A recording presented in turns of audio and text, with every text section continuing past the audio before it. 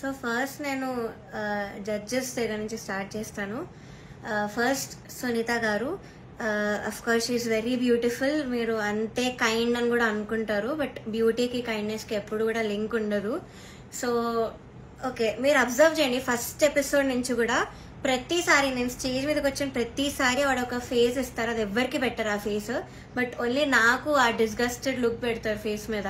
ఇది యాక్చువల్లీ చాలా మంది వెల్ విషర్స్, నా ఫ్యాన్ పేజెస్ అందరూ కూడా నన్ను అడిగారు, కాబట్టి నేను స్క్రీన్ షాట్స్ పెడతాను. ఇది ఎందుకు ఇలా did something happen behind the screen, ఏమైనా అయ్యిందా మీ ఇద్దరికి, లేకపోతే ఏమైనా గొడవ అయిందా అని ఇలా చాలా మంది అడిగారు, ఎందుకు ఆవిడ అలా ఫేస్ పెడుతున్నారు మీరు రాగానే అని.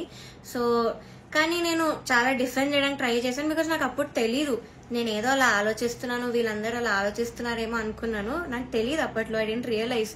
సో నేను డిఫెండ్ చేశాను కూడా.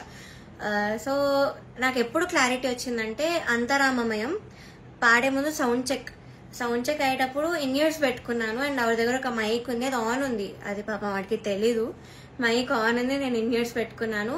సో కీరవాణి గారితో ఇలా చెప్తున్నారు అనమాట, ఈ అమ్మాయికి అసలు హై రేంజ్ వాయిసే కాదు, హై పిచ్ రాదు, కానీ మేనేజ్ చేసేస్తారు, మీరు చూడండి, ఈ సాంగ్ లో తెలుస్తుంది చూడండి మీకు, అది ఇదని చాలా ఎక్కిస్తున్నారు సార్కి. And it hurt me so bad stage మీద నించున్నప్పుడు. అప్పటికే నా సెల్ఫ్ ఎస్టీమ్ ఇలా ఆల్మోస్ట్ కిందకి దిగిపోయింది. చాలా ఏడుపు వచ్చేసింది ఆ టైంకి. కంట్రోల్ చేసుకొని లేదు, I have to do this అని నేను అంతరామమయం పాడాను. అండ్ ఆ పాటకు వచ్చిన అప్రిసియేషన్ నాకు ఇంకే పాటకు రాలేదు అప్పటి వరకు. సో అంతరామమయంకి బయట ఎవరు కలిసినా కూడా అందరు చెప్పారు నాకు, వాయిస్ చాలా బాగా వచ్చింది ఆ పాటలో అని, కానీ చాలా బాగుంది ఆ పాట అని.